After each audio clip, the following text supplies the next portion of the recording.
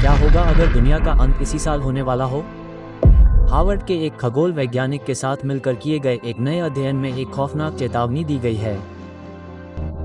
उनका दावा है कि एक शहर से भी बड़ा एक दुश्मन एलियन यान हमारे सौर मंडल की तरफ तेजी से बढ़ रहा है और कुछ ही महीनों में ये यहाँ आ सकता है। लेकिन क्या यह एक ऐसा खतरा है जो मानवता को हमेशा के लिए बदल सकता है, या ये सिर्फ एक विज्ञान कथा है? आइए तथ्यों पर नजर डालते हैं। इस तूफान के केंद्र में मौजूद वस्तु का नाम 3I-8 है।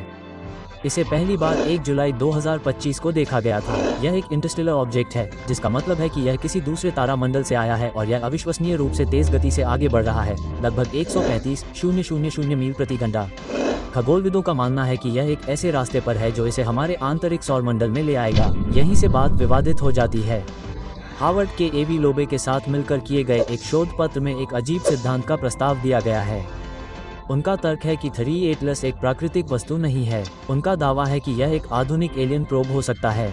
शोधपत्र में कहा गया है कि इसका प्रक्षेप पथ लगभग एकदम सटीक है, जिससे ये कई ग्रहों के बहुत करीब से गुजर सकता है। संभवतः हम पर निगरानी रखने के लिए छोटे निगरानी उपकरणों को तैनात कर सकता है। लेखकों ने यह भी कहा है कि नवंबर 2025 के अंत में जब ये सूर्य के करीब होगा तो ये हमारी दृष्टि से छिपा होगा। उनका अनुमान है कि यह अपनी गतिविधियों को छिपाने के लिए जानबूझकर किया गया कदम हो सकता है।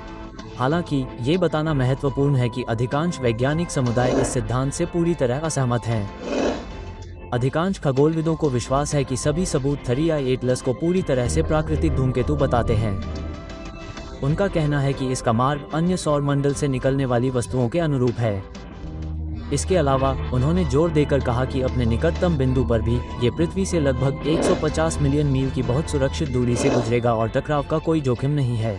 ये ध्यान देने योग्य है कि शोधपत्र के प्रमुख लेखक प्रोफेसर लो ने कुछ साल पहले एक अन्य अंतर्तारकीय वस्तु ओमुआमुआ के बारे में इसी तरह के विवादास्पद दावे किए थे, जिसमें कहा गया था कि यह भी विदेशी तकनीक थी।